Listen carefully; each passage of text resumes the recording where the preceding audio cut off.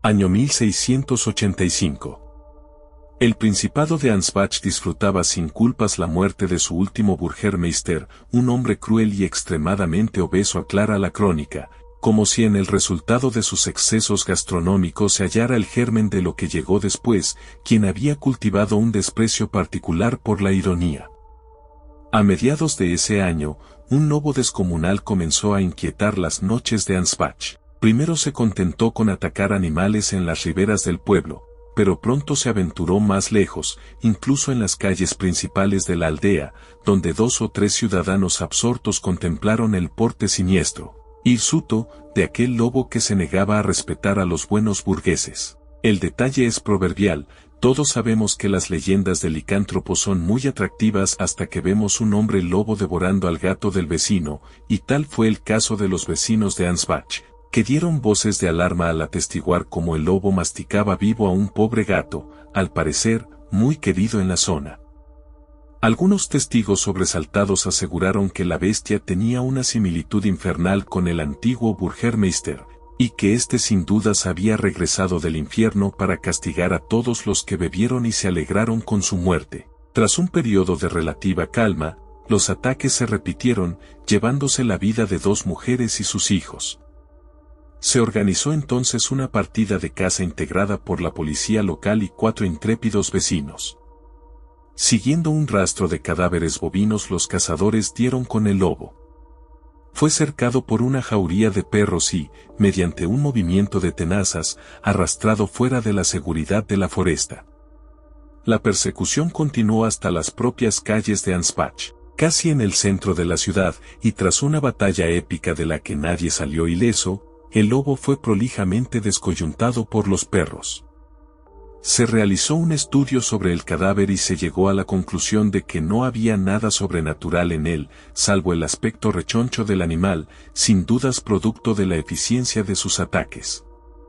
El cuerpo del lobo fue colgado en la plaza principal de Ansbach. La noche siguiente, un ciudadano gracioso, de los que nunca faltan, confeccionó una máscara con el rostro de aquel déspota Burgermeister y la colocó sobre la cabeza del animal, que fue seccionada con precisión quirúrgica. El hombre volvió a la taberna y narró con lujo de detalle su ocurrencia.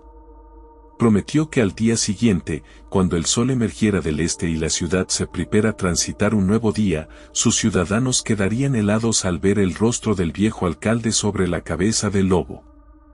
A la mañana siguiente las autoridades detuvieron al humorista en la vía pública. Nadie creyó en la historia de la máscara, ya que sobre el poste no colgaba un lobo enmascarado, sino un hombre obeso e hirsuto, con los miembros prolijamente descoyuntados.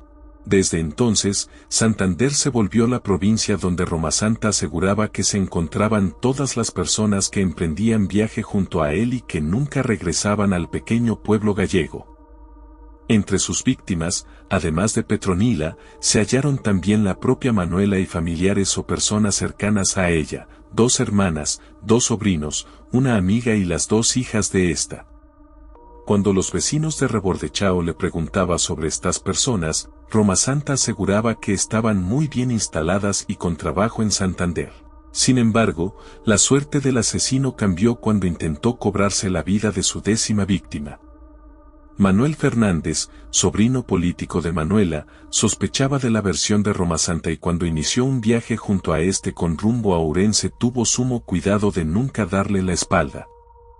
Frustrado por no poder acometer un nuevo crimen, Romasanta convenció con excusas a su tocayo de regresar al pueblo. Esto hizo crecer los rumores sobre él, llegando a decirse en el pueblo que el asesino vendía a boticarios portugueses la grasa que extraía de sus víctimas para hacer jabones y ungüentos. Finalmente, cuando el cura del pueblo descubrió, tras consultar con un sacerdote amigo, que las hermanas García Blanco no se encontraban en Santander a Romasanta, tras 5 años de asesinatos, no le quedó otra que volver a huir. Un hombre lobo hambriento, el criminal estuvo prófugo durante un año, pero en 1852 fue apresado y llevado ante la justicia. Romasanta admitió ser el autor de los 9 asesinatos y, durante el juicio, Alegó que había cometido esos crímenes porque era un hombre lobo y al transformarse debía saciar de inmediato el hambre irrefrenable y las ansias de matar que sentía. Estas afirmaciones solo hicieron dudar de la estabilidad mental del acusado, por lo que se le hicieron diversos exámenes psiquiátricos que no determinaron tara alguna. El asesino no pudo convencer al juez de su condición de licántropo, la posibilidad del canibalismo no se descartó por completo, pero la versión sí caló hondo en la sociedad, sobre todo porque nunca se encontraron los cuerpos de sus víctimas. En el lugar señalado por el propio Romasanta como la escena de sus crímenes solo se hallaron un hueso y un cráneo. Tras un largo proceso judicial, que incluyó diversas revisiones, el presunto hombre lobo fue condenado a morir por garrote vil. Para entonces, el caso de Romasanta había tomado tal conocimiento público dado que la prensa de la época escribió ríos de tinta sobre sus crímenes y supuesta licantropía que incluso cruzó las fronteras de España. El primer y único criminal en la historia judicial española que se declaró licántropo asesinó a 9 personas, en su mayoría mujeres, entre 1846 y 1851. Los bosques de Ourense, en Galicia, esconden los secretos de uno de los asesinos seriales más famosos de España. Por los senderos que conectan a las pequeñas parroquias dispersas por la Sierra de San Mamede tuvo lugar una sucesión de crímenes que no solo escandalizaron sino que también despertaron la curiosidad y el morbo de una sociedad que, a mediados del siglo XIX, ansiaba dar respuestas a fenómenos que hasta entonces eran territorio de leyendas y supersticiones. Que estos terribles hechos hubiesen sido cometidos por alguien que aseguraba ser un hombre lobo no hicieron otra cosa que despertar aún más el interés de la opinión pública e incluso de la reina Isabel II. Manuel Blanco Romasanta, el protagonista de esta historia, había llegado a Rebordechão, en 1841, huyendo de la justicia que lo buscaba por el asesinato de un alguacil de León. En aquella aldea de Orensana, en la que se ganaba la vida como vendedor ambulante, conoció a Manuela García Blanco con quien pronto iniciaría una relación sentimental. Por su trabajo, Romasanta viajaba mucho a ciudades cercanas de la región y en uno de esos trayectos, en 1846, acometió su primer asesinato, Petronila, la hija de 13 años de Manuela. La excusa para volver a la aldea sin su hijastra, según relatan Eladio Romero y Alberto de Frutos en el libro En la escena del crimen, fue que la había dejado en Santander como sirvienta de un sacerdote. Así, desde Argel, llegó a manos de Isabel II la carta de un tal Dr. Phillips, en la que éste exponía sus teorías sobre el análisis de la licantropía, a través de lo que llamaba electrobiología, en las que consideraba ese trastorno como un desorden en el cerebro, por lo que argumentaba que Romasanta sí tenía problemas psicológicos y que no debía ser castigado con la pena de muerte.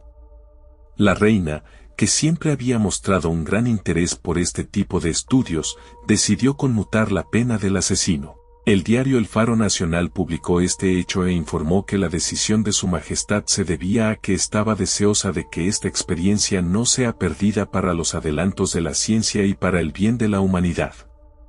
De esta manera, aquel Dr. Phillips e Isabel II fueron los responsables de que Romasanta fuera encerrado de por vida en el penal de Ceuta, donde murió en 1863. 146 años después de la muerte del falso hombre lobo de Galicia, en 2009, el antropólogo Adolf Maxo halló 2 esqueletos en Ourense que identificó con Benita García Blanco y su hijo Francisco, hermana y sobrino de Manuela, de 34 y 10 años, respectivamente. Los forenses de la Universidad de Michigan detallaron que los restos presentaban deformaciones debido al canibalismo practicado sobre las víctimas por el asesino Romasanta.